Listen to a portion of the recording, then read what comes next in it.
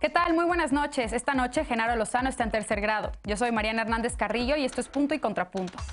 El Fondo de Salud para el Bienestar no se salvó. Esta mañana la Cámara de Diputados aprobó en lo general que el INSABI regrese 32.400 millones de pesos a la Federación para comprar vacunas contra el SARS-CoV-2. ¿Es una medida adecuada, necesaria o es arbitraria? ¿Y se acabó el dominio del narco en México? Antes de irse a buscar la gubernatura de Sonora, el exsecretario de Seguridad Pública y Protección Ciudadana aseguró que los grupos del crimen organizado, aunque siguen ahí, ya no dominan gracias a la estrategia que implementó. Y como prometió el lunes Genaro Lozano, seguimos hablando de Chile, rumbo a una nueva constitución. ¿Qué sigue al plebiscito? ¿Qué cambios buscan los chilenos para librarse de la herencia pinochetista? Estos son los temas que debatiremos esta noche. No te vayas, que ya empieza Punto y Contrapunto.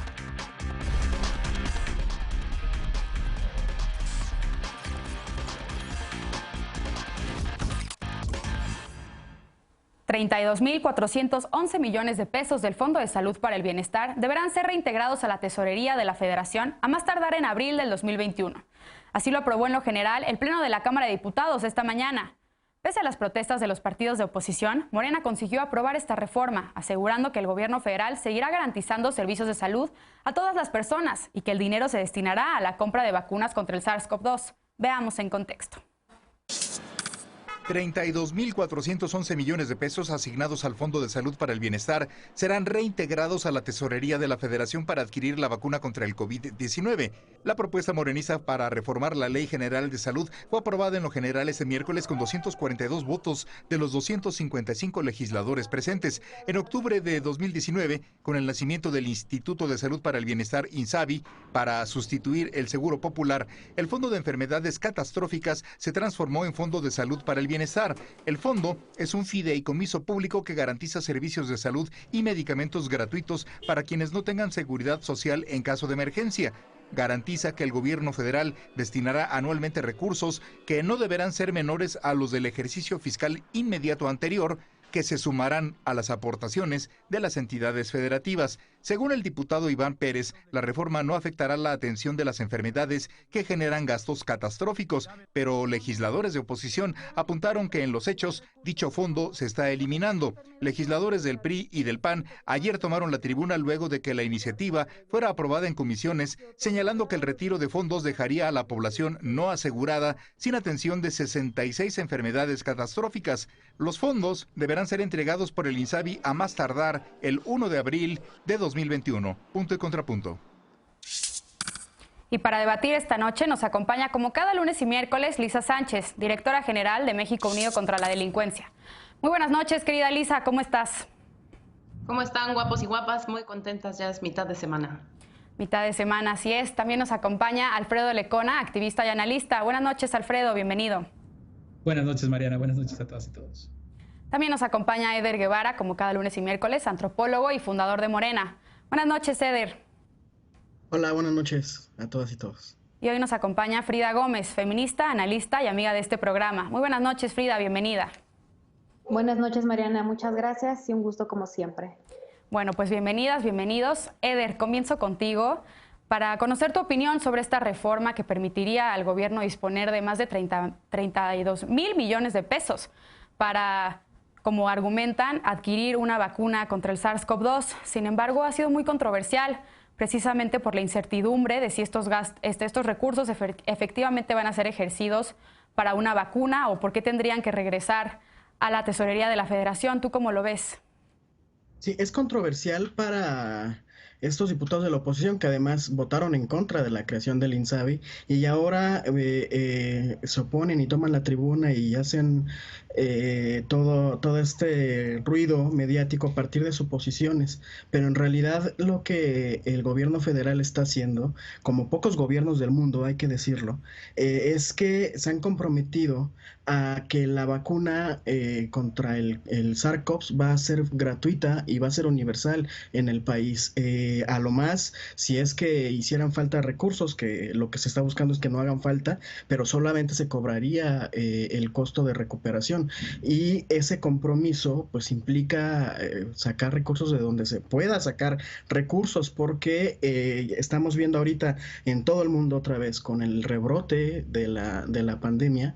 En realidad realidad es un problema que no se va a resolver hasta que efectivamente todo mundo tengamos acceso a la vacuna y tengamos los anticuerpos necesarios para evitar seguir propagando el virus. Entonces, son medidas extraordinarias, tampoco, o sea, al final de cuentas se está destinando también a la salud y hay un compromiso muy claro del gobierno federal y de los legisladores que impulsaron esta iniciativa de que no va a faltar el servicio de salud para nadie. Andrés Manuel López Obrador ha dicho en reiteradas ocasiones que en este contexto en el que se ha tenido que reestructurar todo el sistema de salud, la prioridad tiene que ser alcanzar en medida de las posibilidades la universalidad de los derechos a la salud en el país. Esa es una de las grandes metas que tiene él como presidente. Al final del sexenio Bien. es uno de los legados que quiere dejar.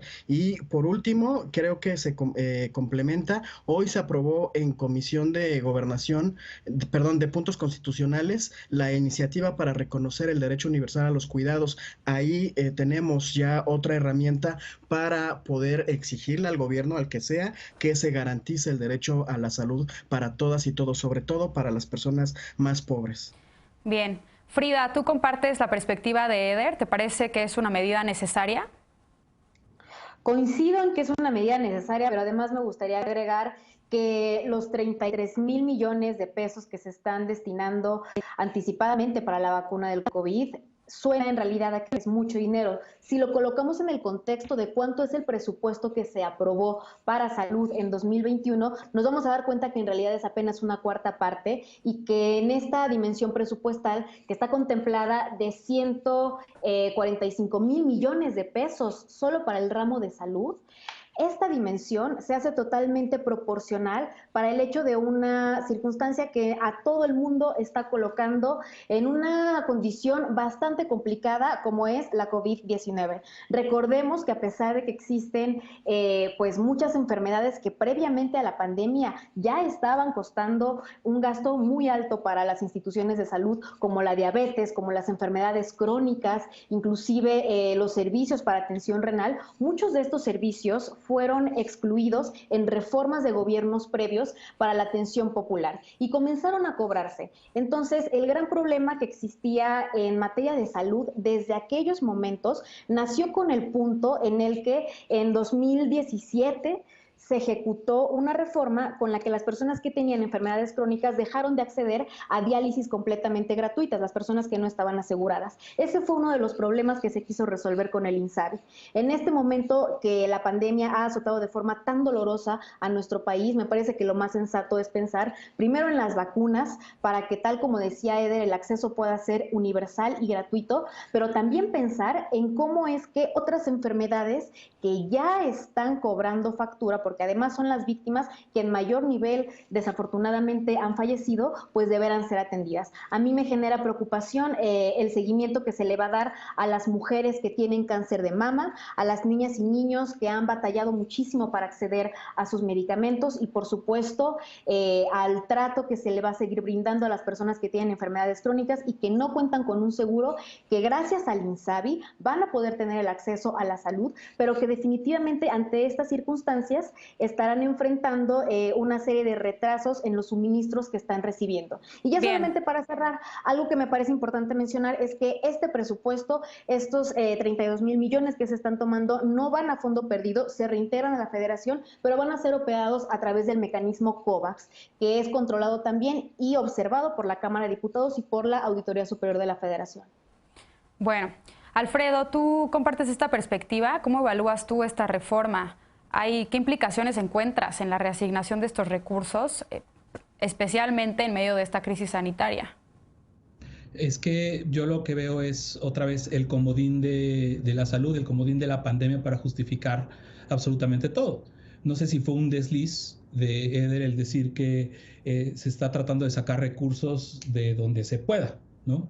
A mí me preocupa mucho eso, porque evidentemente es lo que parece que está pasando, claro, sin tocar absolutamente nada de las cosas que son prioritarias para este gobierno y que no necesariamente son las mejores. Yo me pregunto, hablando de fideicomisos, porque esta discusión se parece muchísimo a la de fideicomisos, ¿por qué para este fideicomiso no mejor se toma dinero del fideicomiso de la Secretaría de la Defensa Nacional para comprar armas, que es de 30,000 millones de pesos, de hecho.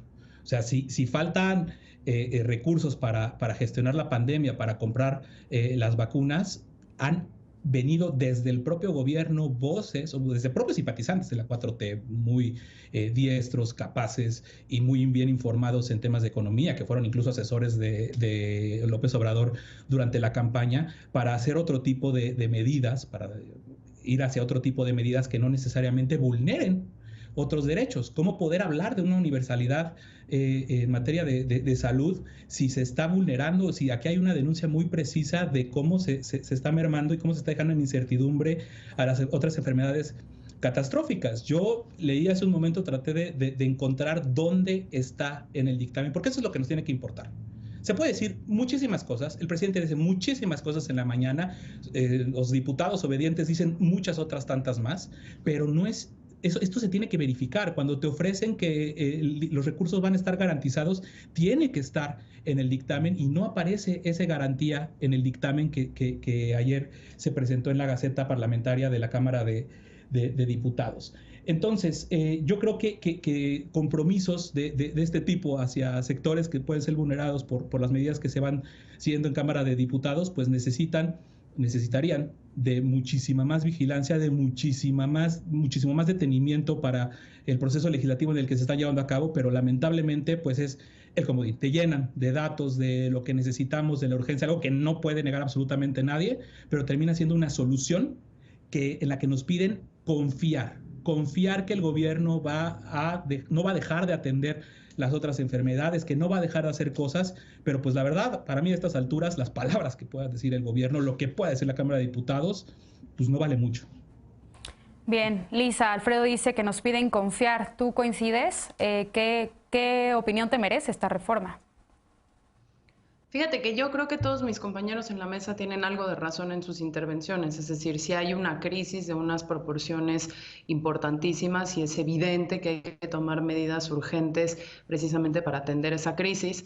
Hay preocupaciones muy legítimas, ya las mencionaba Frida, de qué es lo que va a pasar con las personas que tienen otro tipo de padecimientos y que su tratamiento dependía precisamente de la disponibilidad de estos fondos, que antes se llamaba justamente el Fondo de Protección contra Gastos Catastróficos, que estaba destinado pues justamente a unas 6 decenas de enfermedades que justamente su tratamiento pues empobrece a las personas porque es sumamente costoso, es de importación, es raro, es poco frecuente, no se encuentra en todas las unidades de salud, y que justamente ese fondo lo que permitía es que estas personas no incurrieran en gastos de su propio bolsillo que les implicaran pues eso, incurrir incluso en pobreza alimentaria con tal de hacer frente a su enfermedad. Creo que Alfredo tiene también un punto muy interesante en el sentido en el que había seguramente otras bolsas de dinero que no necesariamente eran ese fondo catastrófico o ese fondo de bienestar que pudieron haberse tocado para fondear esto. Y creo que hay algunos diputados de la oposición que también tienen algunos puntos que son completa y absolutamente legítimos, por lo menos a mirar. Y que con eso cerraría mi intervención, ¿no? Es decir, ya hay una inversión muy importante en compra anticipadas de vacunas. Se nos está diciendo que este fondo es para conseguir las dosis que faltan, pero cuando se hacen los cálculos y las matemáticas, pues resulta que queda un volumen total sumamente elevado de vacunas, pues que hace pensar si realmente todo eso se necesita en este momento con la extinción de este fondo, en este presupuesto de egresos, en esos montos, o si en realidad estamos frente pues a lo que en varias otras mesas hemos hablado, la necesidad imperiosa de liquidez de un gobierno que, si bien no tiene la culpa de la pandemia, pues efectivamente ahorita está sacando dinero en líquido de donde puede, ¿no? Vimos también pasar rumores, que eso afortunadamente lo aclaró Gerardo Esquivel en su propia cuenta de Twitter, sobre si en realidad se iban a utilizar también los excedentes del Banco de México. Ya sabemos que esos excedentes no van a estar disponibles sino hasta bien entrado el primer tercio del año que viene, pero en fin, hay una pandemia, hay una necesidad, hay un cuestionamiento, creo yo, bastante legítimo de si era de ahí ahorita en esos volúmenes que lo teníamos que sacar, si se podía fondear de otro lugar. Hay también cuestionamientos, creo yo, importante cuál va a ser la transparencia y el uso de esos recursos, el total de dosis, por qué se tenía que hacer de esta manera. Y creo que lo más importante hacia adelante, como bien decía Frida, será pues sí, fiscalizar y monitorear que el resto de las personas que dependían de este fondo efectivamente sigan recibiendo su tratamiento. Bien, Eder, ¿querías responderle a Alfredo? Sí, se cuestiona mucho el tema de los fondos que se están destinando para que va a administrar las Fuerzas Armadas, se van a administrar para equipar a la Guardia Nacional. Nos dicen que quieren que haya un proceso de desmilitarización. Yo estoy completamente de acuerdo con esa demanda, pero para que eso sea posible, se tiene que profesionalizar a la Guardia Nacional. ¿Cómo se va a profesionalizar? Pues hay que equiparla, hay que capacitarla, hay que generar, hay que construir los cuarteles necesarios en todo el territorio nacional, y luego se cuestiona que por qué las Fuerzas Armadas, pues porque no tenemos suficientes servidores públicos especialistas en seguridad pública en el territorio nacional para capacitar una estructura de ese tamaño inmenso que se necesita, porque si no, lo único que sucedería con la Guardia Nacional es que sería la misma simulación que existió con la Policía Federal. Eran menos de 20,000 elementos efectivos reales desplegados en territorio nacional y sin la capacitación necesaria, sin equipamiento y sin espacios físicos en donde asentarse permanentemente en el territorio nacional para poder hacer la labor de seguridad. Eso no se quiere, para eso se va a utilizar este recurso de las Fuerzas Armadas, y para eso se está destinando, que también es una prioridad, la seguridad. Si se descuidara eso, al ratito nos vienen a cuestionar otras cosas. Y sobre si hay que confiar o no en el gobierno federal, yo siempre he dicho, la desconfianza ciudadana es muy sana. Bien. Que desconfíen, que hagan ejercicios de observancia, que se denuncie si hay algo que denunciar, que se exija transparencia. Eso es muy sano bajo cualquier gobierno. No confíen en Andrés Manuel López Obrador, obsérvenlo con detenimiento, pero miren al final los números, la circunstancia y la bolita mágica de la oposición les está fallando. Ahí están las cifras, ahí están los datos, ahí está la economía recuperándose poco a poco, pero a paso firme. Bueno, Alfredo, ¿querías hacer un último comentario muy breve? No, la verdad es que ha dado pie Eder a que hablemos de esto ahorita que hablemos de Durazo, porque Durazo contradijo brutalmente a Eder en la mañana. Bien, pues precisamente vamos a una pausa, porque la semana pasada, en su último informe de seguridad, Alfonso Durazo confirmó su renuncia. Las cifras que mostró no son precisamente alentadoras, pero ya no será él quien tenga que enfrentar a los legisladores por la glosa del segundo informe de gobierno. Regresamos con esto a Punto y Contrapunto, no te vayas.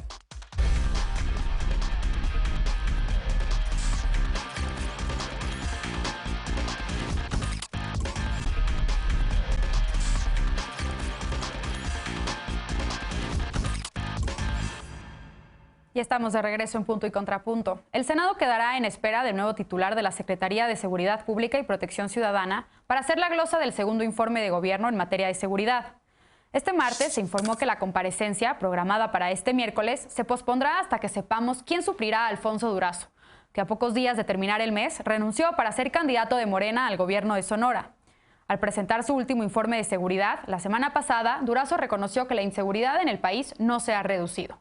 Esto lo atribuyó a los altos niveles de violencia registrados en las administraciones previas, pero sí dijo que se pudo contener el aumento de delitos, el famoso punto de inflexión.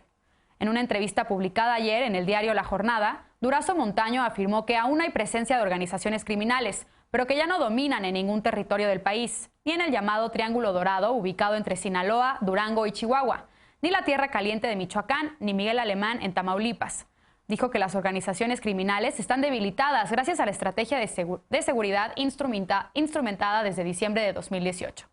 También habló del papel de la DEA, asegurando que se dejó atrás la hipocresía diplomática y la simulación en la colaboración internacional, y que hay una colaboración abierta con la Agencia Antidrogas de Estados Unidos, pero en un marco total de respeto a nuestra soberanía.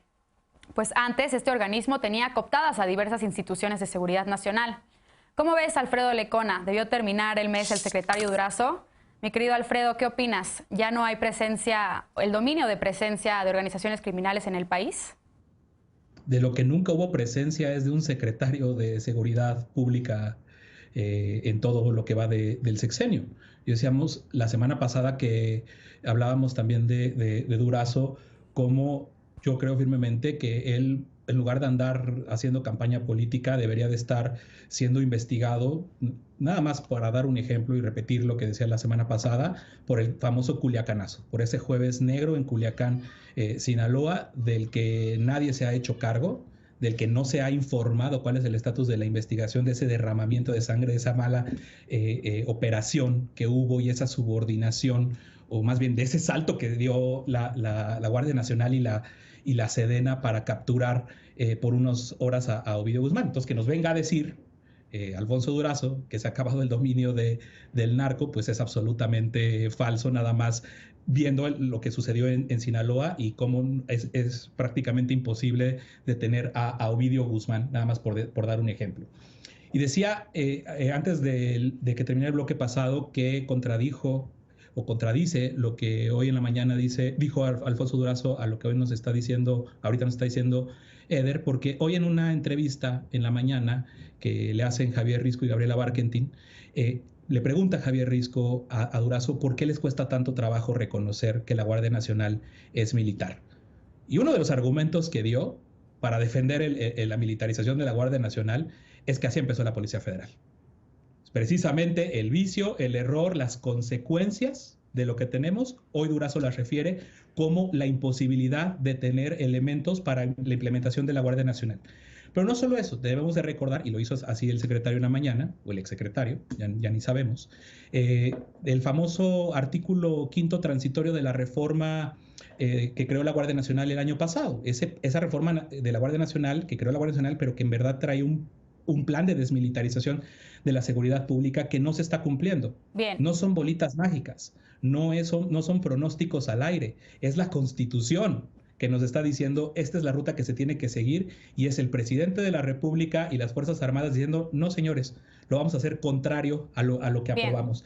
Ahí está la responsabilidad de Durazo que se encargó de ser un verdadero cero a la izquierda en todo lo que ha sido este sexenio. Eder, como menciona Alfredo y muchas otras personas han criticado la renuncia de Durazo precisamente en medio de una crisis de violencia e inseguridad en el país. ¿A ti qué opinión te merece?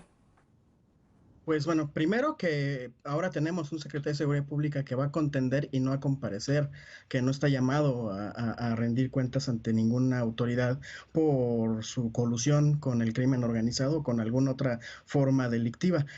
Ya será la ciudadanía de Sonora la que le toca ahora sí calificar en las urnas a Durazo y determinarán si de verdad vale la pena tener a un funcionario con la trayectoria de Durazo, para bien o para mal, me refiero a su trayectoria, si vale la pena tenerlo a cargo de la gubernatura de Sonora. Está ejerciendo su derecho político, no está faltando a ninguna ley al renunciar, lo anunció la semana pasada en la conferencia mañanera, dio su último informe en la conferencia, entonces yo creo que está ejerciendo su derecho. Me parece que la declaración que da es muy fuerte. Bueno, primero, contestándole a Lecona sobre esto, que la supuesta contradicción, pues no, efectivamente, así inició la Policía Federal preventiva con elementos de las Fuerzas Armadas, con capacitación de las Fuerzas Armadas, con elementos de las Fuerzas Armadas, así iniciaron el proyecto de la Policía Federal preventiva y se supone que después de la Policía Federal, que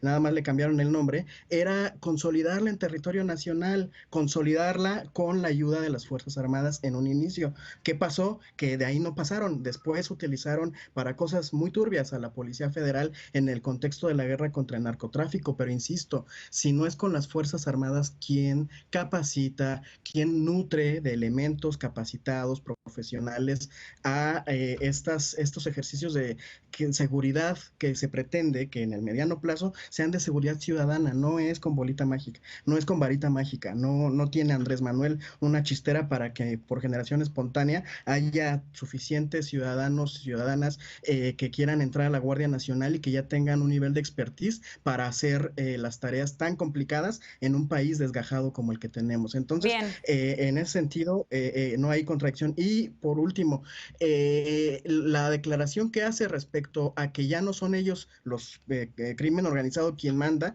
se refiere a que justo tenemos a un secretario de Seguridad Pública federal detenido en Estados Unidos, a un general secretario de la Defensa Nacional detenidos, porque estaban coludidos con el crimen organizado. Eso ya no sucede y entonces ya no tienen el control. Nada más revisemos cuántas cuentas están congeladas de empresas, de todos los grupos del crimen organizado, que eso, y no lo decimos solo nosotros, todas las organizaciones especialistas en procesos de paz lo dicen, esa es la forma de detener y de disminuir el poderío de los grupos del crimen organizado, congelándole las cuentas y siguiendo el dinero, y eso es lo que se está haciendo.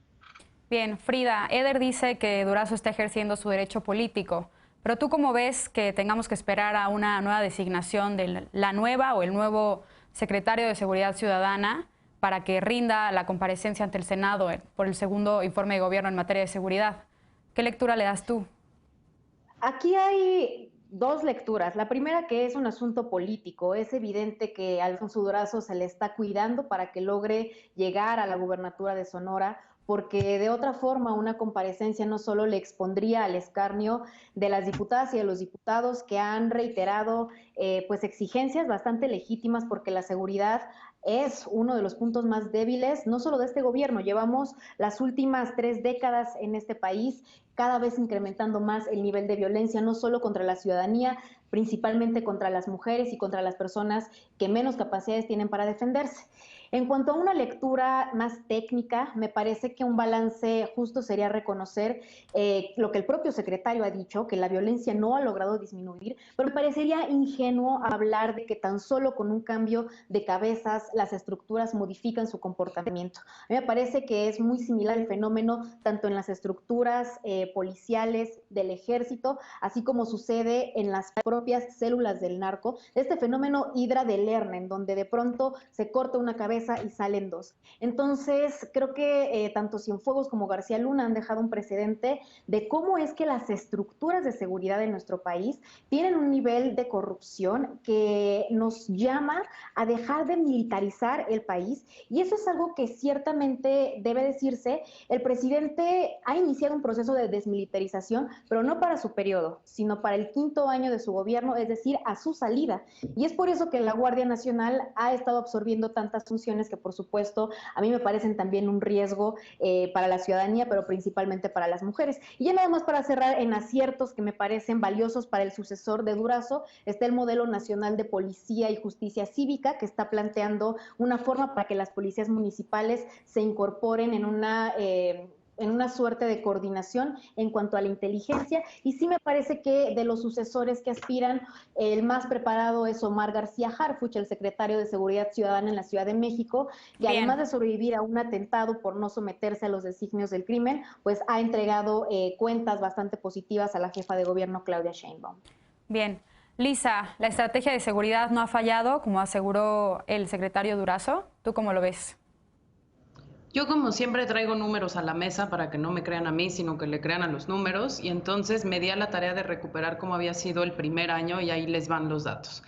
De 1 de enero del 2019 al 31 de diciembre de 2019, comparado con el último año de peñanietismo, crecimos en número de víctimas de homicidio doloso 2.69%, extorsión creció 29%, secuestro creció 3.53%, y en tasa por cada 100,000 habitantes, pues el homicidio creció 1.68%, la extorsión 27.77% y el secuestro 2.55%.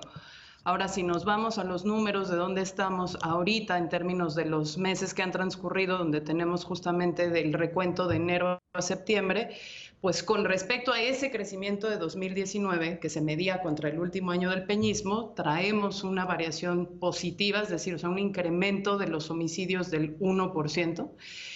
Traemos, ahí sí, lo dije desde la semana pasada, en este año en particular, una disminución muy interesante en delitos contra la libertad personal y la extorsión, -8% y -7% respectivamente, donde lo único que decíamos nosotros es hay que poner atención porque el desconfinamiento ya per se traía aumentos para el mes de septiembre, no menores, del rango del 12 y del 10% solo en un mes para estos dos delitos, y donde lo que me sigue preocupando, y ahí creo que Frida comparte la preocupación conmigo, es el tema de que hay cada vez más víctimas de homicidio doloso de mujeres y cada vez más víctimas de feminicidios. Entonces, hay que decirlo, se ha reconocido mucho en esta mesa, si bien el homicidio crece más lentamente, eso no significa que esté dejando de crecer.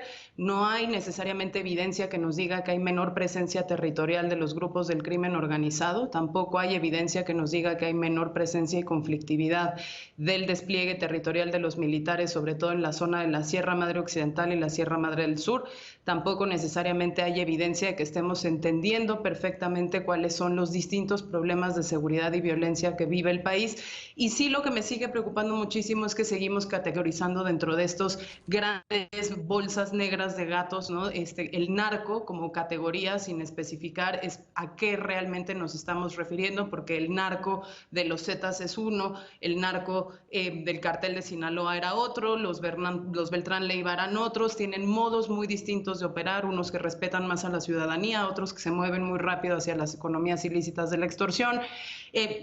Creo, mucho trabajo que hacer para romper esas categorías y poder tener pues un análisis muchísimo más puntual de lo que son estas violencias. Y ya nada más para decir, porque sí lo hemos dicho muchas veces en esta mesa, los 2 puntos rojos que va a traer el sucesor de Alfonso Durazo, que además yo ahí sí no difiero con Lecona, no me parece que haya sido un completo cero a la izquierda, creo que su legado más nocivo es la prisión preventiva oficiosa y la militarización de la Guardia Nacional, pero bueno, al margen de eso, 2 puntos rojos importantísimos, sí. Sonora, el estado que pretende gobernar, y Guanajuato. Eder, ¿qué decir ante las cifras que pone Elisa sobre la mesa? Nada, pues efectivamente es un tema pendiente el de la seguridad. Es de los grandes retos que hay. El propio Durazo lo dijo en este informe que rindió al pueblo en la mañanera. Hay un punto de inflexión. En muy buena medida se han reducido o se ha cortado la ascendencia de delincuencia, sin embargo es un problema que sigue vigente y que no se va a resolver hasta que no esté desplegado en territorio nacional de manera plena, integral, la estrategia de seguridad pública.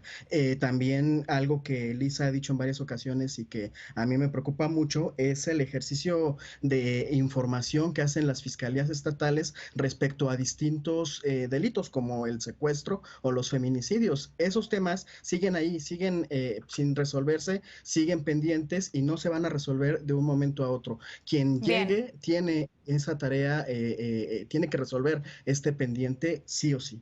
Frida, habías levantado la mano.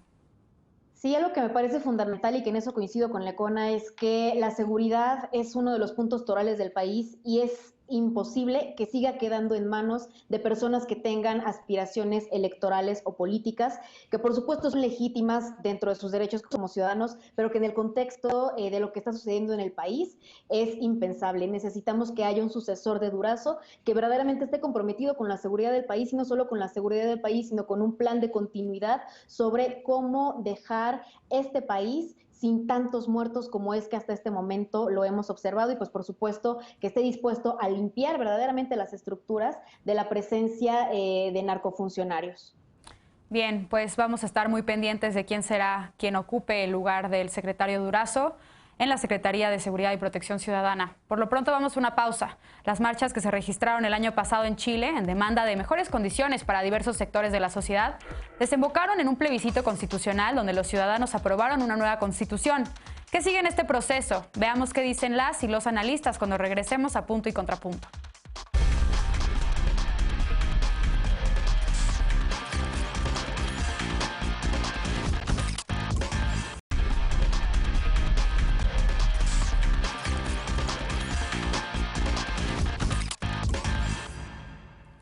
Regresamos a Punto y Contrapunto. Este domingo, la ciudadanía chilena decidió escribir un nuevo capítulo en su historia.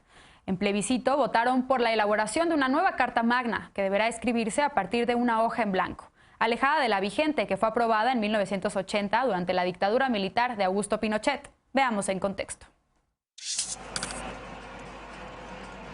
El 25 de octubre de 2019, entre 1 millón y 1,5 millones de personas salieron a las calles de Santiago de Chile para realizar una serie de demandas sociales, conocida como la marcha más grande y sin la presencia de liderazgos políticos o sociales. Las demandas de la multitud eran acabar con el manejo privado de la AFP o administradoras de fondos para pensiones, el agua, el sistema de salud y el alto costo de la vida. Aunque las protestas iniciaron por el alza al precio del metro, al final la demanda ciudadana se resumió en el pedido de una nueva constitución. En diciembre de 2019, el gobierno del conservador Sebastián Piñera convocó a plebiscito constitucional que se realizó este domingo. Con una participación masiva, las y los ciudadanos chilenos aprobaron una nueva constitución redactada por una convención convención integrada por 155 personas electas por voto popular en abril de 2021. La Asamblea Constituyente deberá ser totalmente paritaria y además tendrá cupos extra para pueblos originarios. Esta semana, diputados de oposición presentaron una reforma para que diversas autoridades que hayan estado en funciones entre octubre de 2020 y abril de 2021 no puedan postularse como constituyentes. La nueva constitución deberá ser redactada a partir de una hoja en blanco, es decir, no deberá usar como base la que actualmente rige Chile y que fue promulgada 10 años antes de que terminara el gobierno militarista de Augusto Pinochet. La convención tendrá hasta un año para presentar una propuesta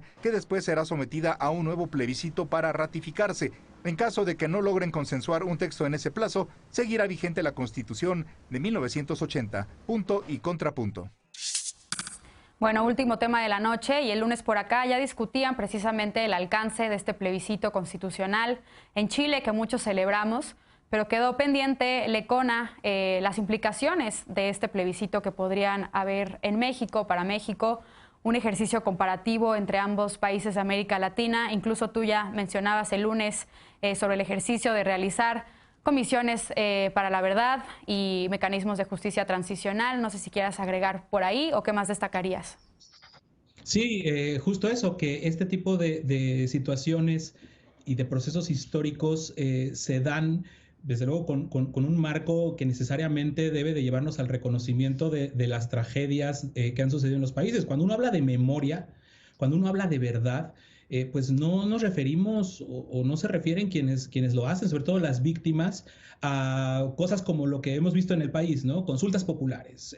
Vamos a hacer un ejercicio colectivo para saber qué es lo que sucedió en el pasado, pero nada más enfocándonos en expresidentes, en situaciones muy específicas, sino que hay que ir a profundidad para saber qué es lo que ha pasado en los países de la región. México no ha vivido una dictadura militar como otros países de América Latina, pero a mí lo que me preocupa, y a riesgo de sonar monotemático, pero en eso nos quedamos en el debate del lunes, es que no estamos viendo, no se está articulando con suficiente fuerza una oposición a este militarismo que cada vez está permeando más en el país, y que quienes apoyan o quienes dicen bravo por Chile porque se han deshecho de su constitución como herencia de un régimen militar, aquí sí se esté defendiendo lo que está pasando en el país.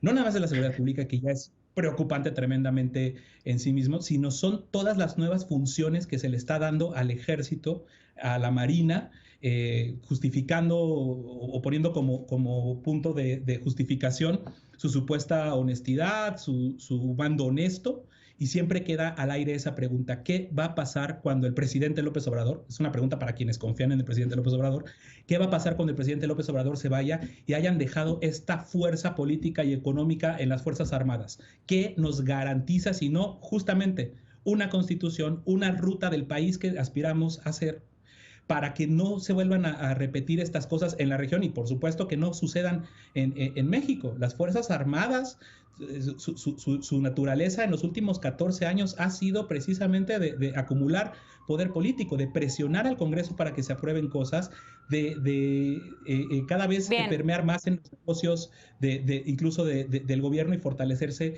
económicamente. Yo creo que tenemos que voltear, desde luego, que ver a Chile, y principalmente, como decías y como me diste pie a la participación, Mariana, construir ese urgente proceso de justicia transicional que, afortunadamente, la consulta popular, con la pregunta negada al presidente López Obrador por la Corte, reformulada por la Corte, abre una muy buena posibilidad para entrar a un proceso histórico de construcción de memoria, justicia, verdad, reparación y garantías de no repetición. Sí. Frida, tú no estabas por acá el lunes, entonces déjame preguntarte qué opinión te merece todo lo que ocurrió en Chile y, por supuesto, este ejercicio comparativo con México. Mariana, pues yo celebro dos cosas. Primero, celebro este paradigmático momento en el que cae la dictadura militar en términos jurídicos, y lo celebro porque esta caída contempla una reestructura feminista. La Constitución de Chile será la primera que se redacta, la primera en el mundo que se redacta en paridad, con voces de mujeres, en un momento en el que la ola de las protestas pues tuvo en gran medida la participación no solo de mujeres, sino de adolescentes, de mujeres menores de 18 años que, hartas de un sistema no solamente de Estado machista, sino de opresión sistemática a las clases pues menos poderosas, tenía que caer. Por otra parte, no coincido con Alfredo Lecona en cuanto a que sea lo mismo lo que estamos viviendo en México con lo que pasaba en Chile sobre la militarización, porque no es lo mismo tener una dictadura militar con un general a la cabeza como era Augusto Pinochet, a tener un país en el que ciertamente existe un proceso de militarización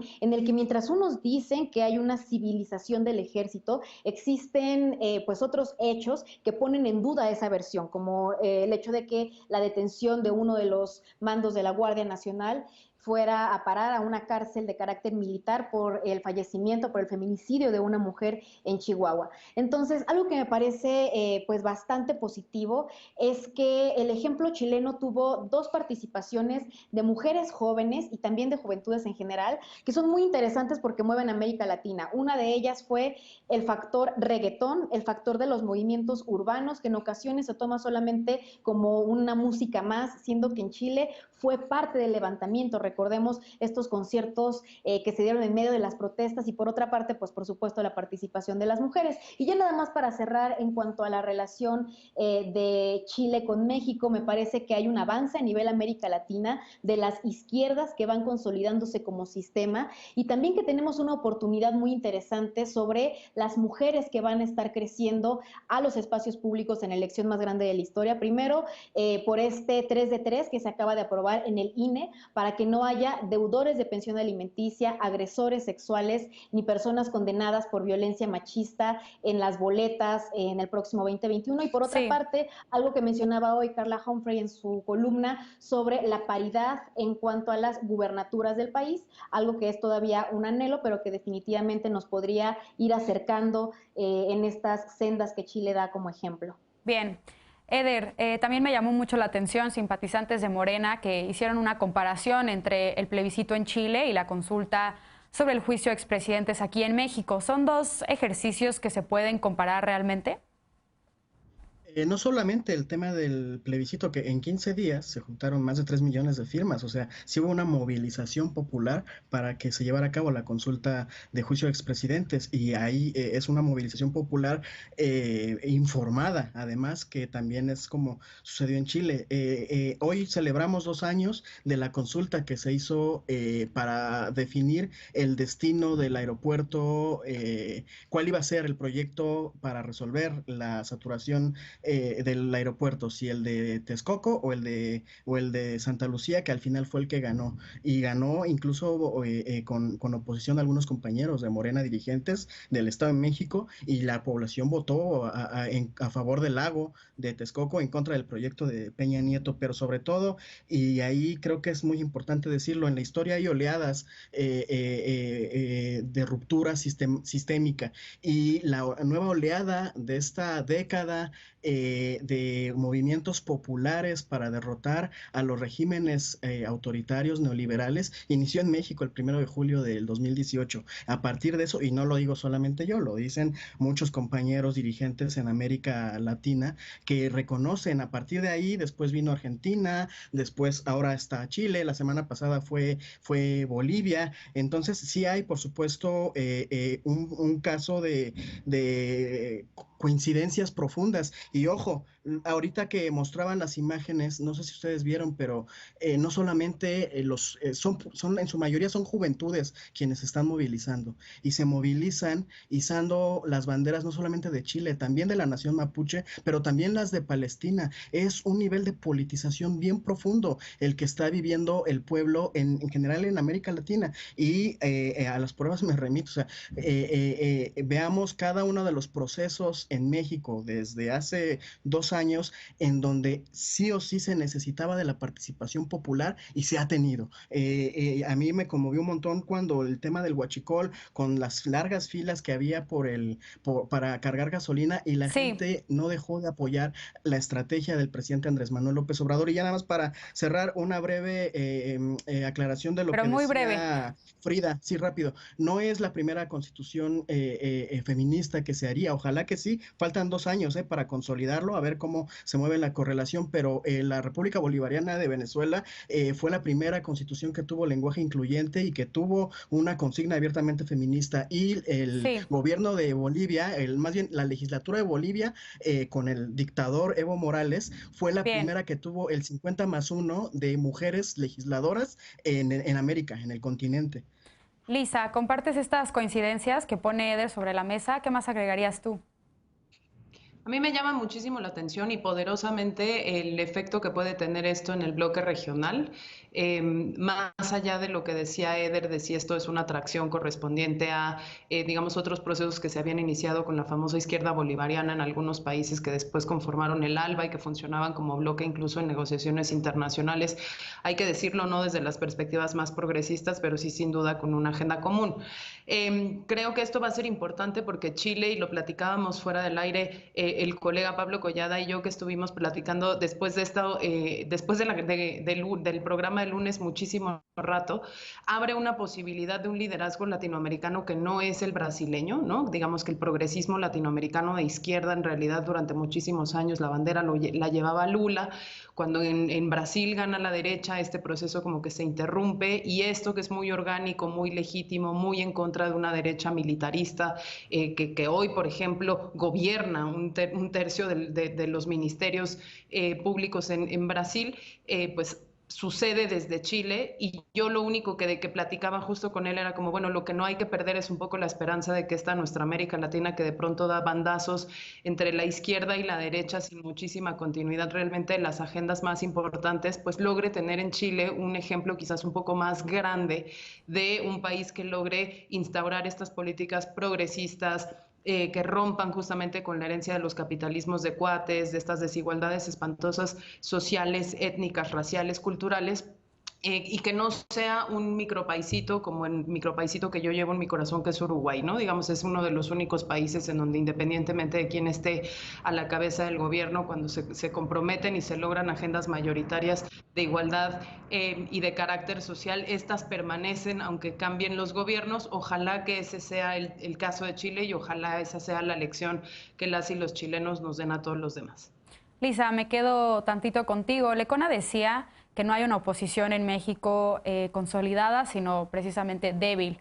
¿Podríamos esperar una movilización similar a la chilena aquí en México de cara a las elecciones del próximo año?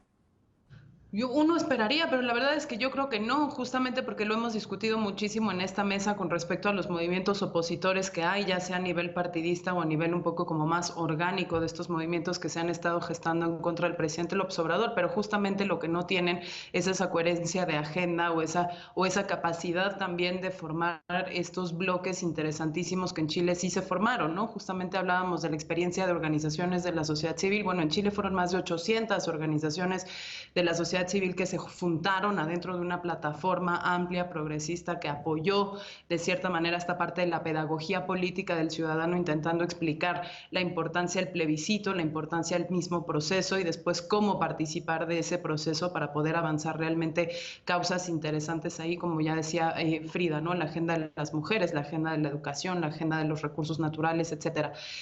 Yo todavía no lo veo, pero sin embargo, pues le desearía a México que pudiera tener realmente fuerzas políticas y sobre todo proyectos políticos sostenibles, anclados en una izquierda que sí privilegie el tema de la lucha contra la desigualdad, pero que al mismo tiempo tenga esta capacidad pues de poder autorregularse y de poder permitir también pues la interlocución con otros sectores. Bien, Alfredo, un último comentario.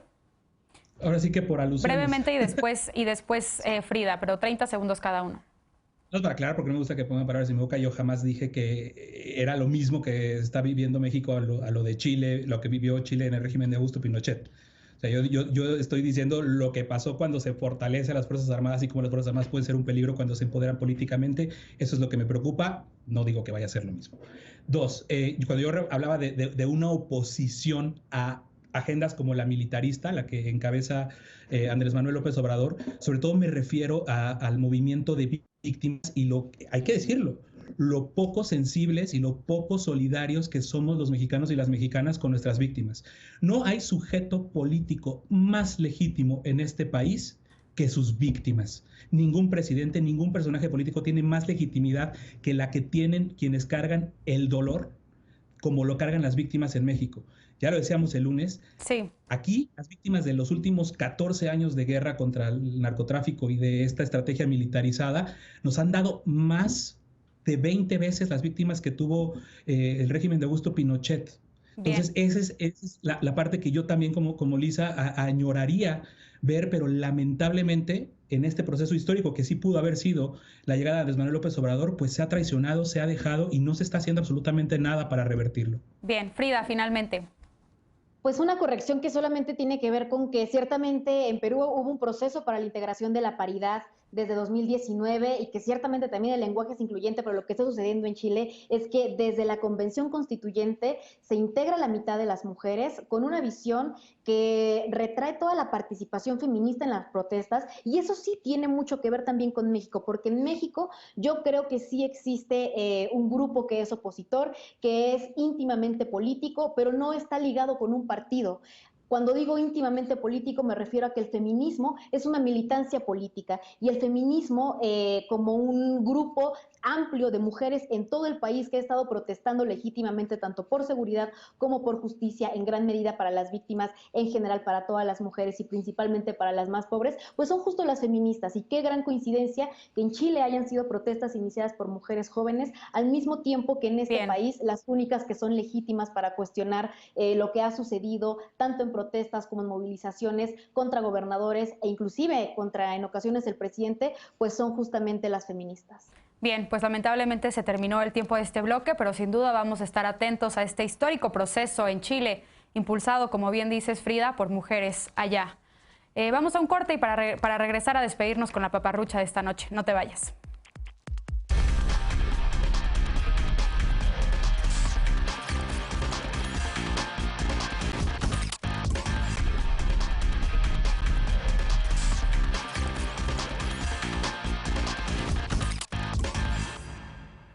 Regresamos para despedirnos con la paparrucha de esta noche.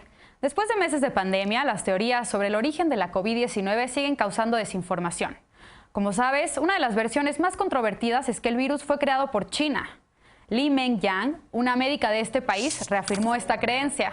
En un programa de televisión español aseguró que el SARS-CoV-2 fue creado en un laboratorio chino y liberado al mundo de forma intencional. Según ella, el nuevo coronavirus nunca existió en animales ni en la naturaleza, sino que fue fabricado a partir de otro virus con el único objetivo de infectar a los humanos. Pero mucho ojo con la desinformación. Aunque las investigaciones sobre el origen de la COVID-19 continúan, la Organización Mundial de la Salud ha reiterado que la transmisión del virus hacia los humanos ocurrió de manera natural, a partir de un animal. Además, las afirmaciones de Li Mengyang han sido altamente cuestionadas por no sostenerse con evidencia científica, y su teoría sobre el origen del virus tampoco ha sido publicada por ninguna revista científica. Así que, por favor, no compartas teorías de la conspiración que solo buscan generar miedo.